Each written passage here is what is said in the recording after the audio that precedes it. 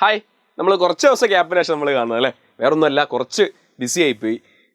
Sound കേട്ടെങ്കിൽ അറിയാലേ, ചെറിയ അസുഖബാധിതനായിപ്പോയി, വേറെ കുറച്ച് ഹോസ്പിറ്റൽ തിരക്കായി പോയി. എനിവേ, നിങ്ങൾക്ക് വളരെ സന്തോഷമുള്ള ഒരു വാർത്തയായിട്ട് ഞാൻ വന്നിട്ടുള്ളത്, നമ്മുടെ സപ്ലിമെൻ്ററി അലോട്ട്മെൻറ്റ് വരാനിരിക്കുന്നുണ്ട്. അതിൻ്റെ കൂടെ തന്നെ നമുക്കറിയാം സീറ്റ് വലിയ വിഷയമായിരുന്നു. ഏറ്റവും കൂടുതൽ വലിയ സമരങ്ങളും കാര്യങ്ങളൊക്കെ നടന്ന മലബാർ വിഷയമല്ല. അതായത് നമുക്ക് മലബാർ എന്നാൽ നമ്മുടെ മലപ്പുറം കോഴിക്കോട് മേഖലയിലെ വിദ്യാർത്ഥികൾക്ക് സീറ്റില്ല എന്ന വലിയൊരു വിഷയമുണ്ടായിരുന്നു. പക്ഷേ സർക്കാർ കൃത്യമായി അതിൽ ഇടപെടാമെന്ന് പ്രതിപക്ഷ സംവിധാനങ്ങളുടെ സമരം വേണമെങ്കിൽ അത് നമുക്കൊരു വിജയം കണ്ടു എന്നൊക്കെ വേണമെങ്കിൽ പറയാം. അതിൽ ഇടപെടാം, അധിക സീറ്റ് വേണമെങ്കിൽ അലോട്ട് ചെയ്യാമെന്ന രീതിയിലുള്ളൊരു രീതിയിലേക്ക് ഡിസ്കഷൻ എത്തിയെന്നാണ് എന്ത് ചെയ്യുന്നത് നമുക്ക് ലഭിക്കുന്ന റിപ്പോർട്ടുകൾ. അപ്പോൾ നിങ്ങൾക്കൊരു സമാധാനത്തിൻ്റെ വക അവിടെ വരുന്നുണ്ട് നമുക്ക് പ്രതീക്ഷിക്കാം. സീറ്റുകളൊക്കെ അഡീഷണൽ ആയിട്ട് ഗവൺമെൻറ് തരും, അല്ലെങ്കിൽ അഡീഷണൽ ബാച്ചുകൾ ആരംഭിക്കാൻ സാധ്യതയുണ്ട് എന്നൊരു ഒരു പോസിറ്റീവ് ഒരു തോട്ട് നമുക്ക് മനസ്സിൽ വേണമെങ്കിൽ വെക്കാം. കാരണം ആ രീതിയിലാണ് കാര്യങ്ങൾ എന്ത് ചെയ്യുന്നത് മുന്നോട്ട് പോകുന്നത്. ഓക്കെ, അപ്പോൾ ഒരു ചെറിയൊരു സമാധാനത്തിന് വകയുണ്ട് എന്ന് തന്നെ നമുക്ക് പ്രതീക്ഷിക്കാം. ഇനി ഏറ്റവും പ്രധാനപ്പെട്ട രണ്ടാമത്തെ കാര്യം നിങ്ങളുടെ സപ്ലിമെൻ്ററി അലോട്ട്മെൻ്റ് ആണ്. സപ്ലിമെൻ്ററി അലോട്ട്മെൻറ്റ് കൊടുക്കുമ്പോൾ കുറേ കാര്യങ്ങൾ ശ്രദ്ധിക്കുകയാണ്. എനിക്ക് ആദ്യമേ പറയാനുള്ളത്, ഒരുപാട് കുട്ടികൾ നിങ്ങളുടെ അലോട്ട്മെൻറ്റ് പ്രോസസ്സിൽ ഒരുപാട് തെറ്റുകൾ വരുത്തിയതുകൊണ്ടാണ് പലർക്കും സീറ്റ് കിട്ടാതെ പോയത്. യാഥാർത്ഥ്യം തന്നെയാണ്. അത് ആരൊക്കെ കുറേ ആളുകൾ എന്തൊക്കെ പറഞ്ഞാലും കുഴപ്പമില്ല, ഞാൻ നേരിട്ട് മനസ്സിലാക്കിയായിരുന്നു. കുറേ ആളുകൾ പല തെറ്റുകളും അലോട്ട്മെൻറ്റ് കൊടുക്കുന്ന സമയത്തും അതിൻ്റെ ഇടയിലൊക്കെ സംഭവിച്ചിട്ടുണ്ട്. ഓക്കെ, അപ്പോൾ ഇനി ശ്രദ്ധിക്കണം, ഇനി ഒരു തെറ്റും എന്ത് ചെയ്യാൻ പാടില്ല, വരാൻ വേണ്ടി പാടില്ല.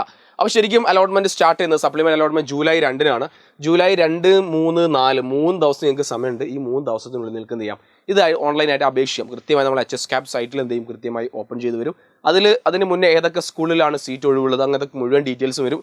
നിങ്ങൾ കൃത്യമായി നോക്കേണ്ടത് നിങ്ങൾക്ക് കിട്ടാൻ സാധ്യതയുള്ള നിങ്ങളുടെ വീടിനടുത്ത് ഏറ്റവുമുള്ള, അതായത് നമ്മൾ ബോണസ് പോയിന്റ് നോക്കുമ്പോൾ നിങ്ങളുടെ പഞ്ചായത്ത്, നിങ്ങളുടെ താലൂക്ക്, അതുപോലെ തന്നെ സീറ്റ് ഒഴിവ്, നിങ്ങളുടെ സബ്ജക്റ്റിൻ്റെ മാർക്ക് എല്ലാം നോക്കിയിട്ട് വേണം കൊടുക്കാൻ വേണ്ടിയിട്ട്.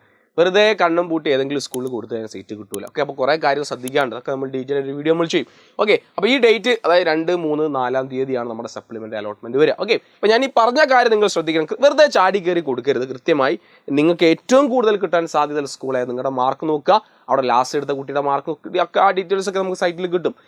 സ്കൂളിലെ സീറ്റ് ഒഴിവ്, കാര്യങ്ങൾ, റാങ്ക്, ഇൻഡെക്സ് നമ്പർ ഒക്കെ കിട്ടും. ഒക്കെ നോക്കിയിട്ട് വേണം കൊടുക്കാൻ വേണ്ടിയിട്ട്. വെറുതെ അവിടെ കൊടുത്തേക്കാം, അവിടെ ഒഴിവുണ്ട്, ഇവിടെ കൊടുത്തേക്കാം, അങ്ങനെയല്ല കൊടുക്കേണ്ടത്. കൃത്യമായി നോക്കിയിട്ട് വേണം കൊടുക്കാൻ വേണ്ടിയിട്ട്. ഇനി നിങ്ങൾ രണ്ടാമത്തെ കാര്യം എന്ന് പറഞ്ഞാൽ, നമ്മുടെ ജൂലൈ 8, 9 തീയതിയിലായിരിക്കും അഡ്മിഷൻ നടക്കുക. അതായത് 4 കഴിഞ്ഞാൽ മിക്കവാറും 5, 6 ആയിട്ട് എന്ത് വരും, നിങ്ങളുടെ അലോട്ട്മെൻറ്റിൻ്റെ ജൂലൈ 8 എന്ത് വരും, റിസൾട്ട് വരും. അലോട്ട്മെൻറ്റ് റിസൾട്ട് പ്രഖ്യാപിക്കും ജൂലൈ 8-ന്. 8-നും 9-നും ആയിട്ട് നിങ്ങൾക്ക് എന്ത് ചെയ്യാം, അഡ്മിഷൻ എടുക്കാൻ വേണ്ടി സാധിക്കും. റെഡി. അതുപോലെ തന്നെ ഈ ജൂലൈ 31 ആകുമ്പോഴേക്കും എല്ലാ അഡ്മിഷൻ പ്രോസസ്സും അവസാനിപ്പിക്കാനാണ് ഗവൺമെൻറ്റിൻ്റെ പദ്ധതി, ഗവൺമെൻറ്റിൻ്റെ പ്ലാൻ എന്ന് പറയുന്നത്. റെഡി. അപ്പോൾ ഇത് കൃത്യമായി നോട്ട് ചെയ്ത് വെക്കുക. സപ്ലിമെൻ്ററി അലോട്ട്മെൻറ്റ് വരുന്നുണ്ട്. അപ്പോൾ നമുക്ക് ഈ ഗവൺമെൻറ്, ഈ പ്രതിപക്ഷ പാർട്ടികളിലൊക്കെ സമരം, അത് എന്താണ്, ഈ പറഞ്ഞ രീതിയിൽ വിജയം കാണുകയാണെങ്കിൽ മലപ്പുറത്തെയും കോഴിക്കോട്ടെയും ഒക്കെ വിദ്യാർത്ഥികളുടെ പ്രശ്നങ്ങൾക്കും പരിഹാരം കാണാം എന്ന് തന്നെയാണ് എനിക്ക് എന്ത് ചെയ്യുന്നത് ഈ ഒരു അവസരത്തിൽ പറയാനുള്ളത്. പ്രതീക്ഷയോടെ കാത്തിരിക്കുക. കാരണം നമ്മൾ ജീവിക്കുന്ന ഒരു ജനാധിപത്യ രാജ്യത്താണ്.